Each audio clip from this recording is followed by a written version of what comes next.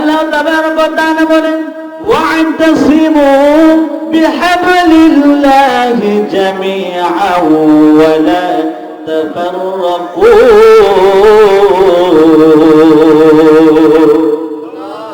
আল্লাহ তাবারক ওয়া তাআলা বলেন ওয়া'তাসিমু বিহাবলিল্লাহ, তোমরা আল্লাহর রশিকে শক্ত করে তোমরা ধরো, ছেড়ে দিও না। ওয়ালা তাফাররাকু, পৃথক হয়ো না। যখনই তোমরা পৃথক হবা তখনই তোমরা নির্যাতিত হবা, নিষ্পেষিত হবা। কথা বলেন ঠিক কিনা? আজকে সারা পৃথিবীর মধ্যে মুসলমানেরা নির্যাতিত, নিষ্পেষিত একটাই কারণ, মুসলমানদের ভিতরে শুধু ভাগ ভাগ। কথা বলেন ঠিক কিনা?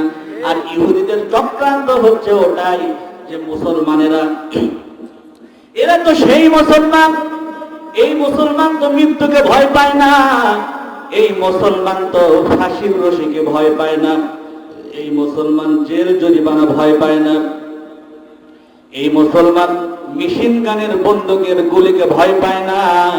কারণ এই মুসলমানের শরীরে তো হযরত ওমরের রক্ত, হযরত আলীর রক্ত। কথা বলেন ঠিক কিনা?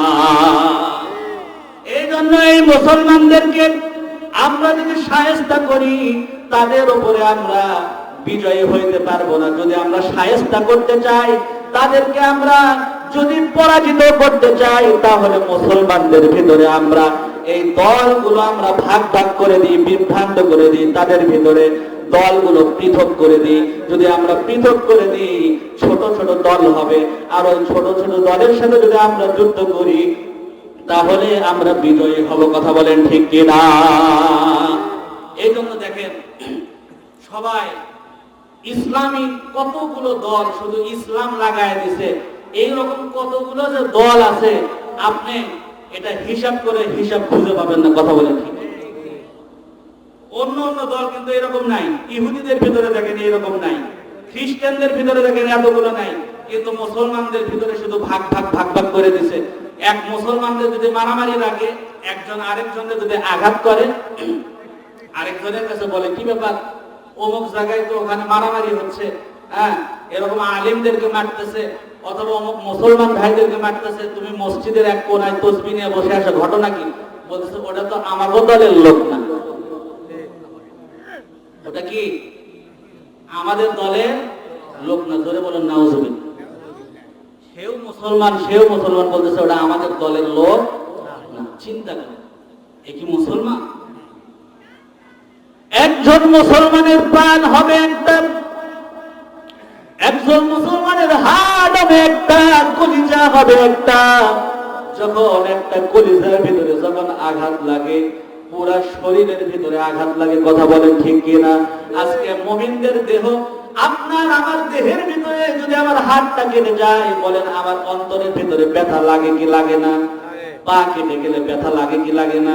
কিন্তু কেটে গেছে পা, কেটে গেছে হাত, কিন্তু ব্যথা পাচ্ছি অন্তরে। এই যে ব্যথা পাচ্ছি, এটা কেন? কারণ আমার শরীর একটা, শরীর আমার একটা, শরীরের ভিতরে আবার হার্ট একটা, কলিজা একটা, ব্যথা তো আমি পাবো। কথা বলেন ঠিক কিনা? কিন্তু মুসলমানদের এই রকম থাকবে, হার্ট একটা, কলিজা একটা। একটা মুসলমান যখন কষ্ট পাবে, একটা মুসলমান যখন আঘাত পাবে, প্রত্যেক মুসলমানের ওই কষ্ট অনুভব করতে হবে। কথা বলেন ঠিক কিনা?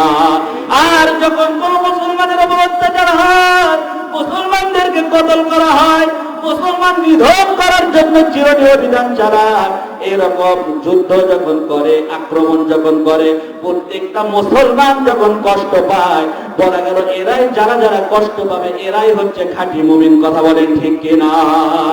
আর যারা মুসলমান কষ্ট পাচ্ছে, তাদেরকে হত্যা করতেছে, কিন্তু আরেক মুসলমানের কোন সারা শব্দ নাই, বোঝা গেল সে মুসলমান না, সে হচ্ছে ইহুদিদের দালাল। কথা বলেন ঠিক কিনা? আজকে ফিলিস্তিনের কতগুলো মুসলমানদেরকে হত্যা করলো, মা বোনদেরকে হত্যা করলো, ছোট ছোট শিশুদেরকে হত্যা করলো, কিন্তু আজকে মুসলমান কতটুকু তাদেরকে সাহায্য সহযোগিতা করেছে, সহানুভূতি দেখাইছে? শুধু মুখে বলে তীব্র নিন্দা জানাচ্ছি, এই করতেছি সেই করতেছি, মুখে বলতেছে কিন্তু অন্তরে নাই। আর এই ইহুদিবাদীরা এত বড় জঘন্যতম একটা জাতি, যেই জাতি যুদ্ধ বিরতি দিয়ে দেয়, যে যুদ্ধ শেষ হয়ে গেছে, এরপরে 4 দিন 5 দিন যায়, হঠাৎ করে আবার আক্রমণ করে শত শত মুসলমানদেরকে এরা হত্যা করে। কথা বলেন ঠিক কি? এত বড় কাপুরুষেরা, যে যারা দুর্বল হয়ে পড়েছে হাসপাতালের ভিতরে, হাসপাতালে তারা আক্রমণ করে। কথা বলেন ঠিক কি? তাহলে এরা কত বড় কাপুরুষের দল এবং নিকৃষ্ট একটা জাতি হতে পারে। কথা বলেন ঠিক? আর এই ইহুদিরা সব সময় চক্রান্ত করতেছে মুসলমানের ঈমানকে কিভাবে নষ্ট করা যায়, মুসলমানের ঈমান কিভাবে হরণ করা যায়। এই জন্য তারা পায়তারা করছে। কিভাবে পায়তারা করছে? যে মুসলমানদের ভিতরে কিছু নারীদেরকে ডেকে তারা বলে দিছে, এই তোমরা কেন পিছায় থাকবা, তোমরা বলো সমান অধিকার। কথা বলে ঠিক কিনা? কিছু নারীরা বাহিরে মিছিল করে, সমান অধিকার চাই, এটা নিয়ে মিছিল করে, আর এরা বাহিরের থেকে দেখে হাততালি দেয়। কথা বলে ঠিক কিনা? এরপরে কি করে? এরা সমান অধিকার চায়। আল্লাহ তাবারক ওয়া তাআলা নারীদেরকে বানাইছেন রাজরানী, কিন্তু তারা হতে চায় চাকরানী। কথা বলেন ঠিক কিনা? নারীদেরকে এত সম্মান আল্লাহ পাক দান করেছেন যে নারী হচ্ছে ঘরের রানী, ঘরে থাকবে, ঘরের যে কাজগুলো আছে সেগুলো করবে। আচ্ছা বলেন তো, বাহিরে যদি কাজ করে তাহলে সে কি আর রাজরানী থাকলো? সে তো অন্যের অধীনে চলে গেল, চাকরানী হয়ে গেল। চাকরি মানে চাকরানী, প্রত্যেক মাসে সে বেতন পাবে। তাহলে এই ব্যক্তিকে আর রাজরানী থাকলো? থাকলো। তাহলে ইসলাম তাদেরকে এত সম্মান দিয়েছেন যে নারীরা থাকবে রাজরানী। কথা বলেন ঠিক কিনা? কিন্তু তারা হতে চায় চাকরানী। প্রধানমন্ত্রী নারী হবে না, প্রধানমন্ত্রী হবে নারীরা, হবে প্রধানমন্ত্রীর মা। কথা বলেন ঠিক কিনা? নারীরা কি হবে? এখন আপনি বলেন, প্রধানমন্ত্রীর দাম বেশি না প্রধানমন্ত্রীর মায়ের দাম বেশি? কারণ মা থেকেই তো আসছে। কথা বলেন ঠিক কিনা? তাহলে আপনার নবী মুহাম্মদুর রাসূলুল্লাহ সাল্লাল্লাহু আলাইহি ওয়াসাল্লাম, তিনি তো একজন মার গর্ভে থেকে আসছেন। কথা বলেন ঠিক কিনা? তাহলে নারী কি আল্লাহ তাবারক ওয়া তাআলা কত মর্যাদা দিয়েছেন, কত সম্মান দিয়েছেন। কিন্তু এই ইহুদিরা তাদের ভিতরে ফুসলায় ফুসলায় তাদেরকে বলে যে নারীরা ব্যবসা করবে, নারীরা মার্কেটে যাবে, নারীরা চাকরি করবে। মানে নারী কেন পিছায় থাকবে? তাদেরকে এরকম একটা জিনিস ভিতরে ঢুকায় দিয়েছে, তারা বাইরে এরকম ভাবে মিছিল করতেছে, কিন্তু নিজেদের সম্মান তারা নিজেরাই নষ্ট করতেছে। কথা বলে ঠিক কিনা? কারণ তারা জানে যে মুসলমানদের ঈমান আমাদের নষ্ট করতে হবে, এই জন্য নারীকে পণ্যের মতো তারা ব্যবহার করছে। একটা জিনিসের অ্যাড করবে, সেখানে নারী, দোকানে নারী বসায় রাখছে যে ব্যবসা ভালো হবে। জোরে বলুন নাউজুবিল্লাহ।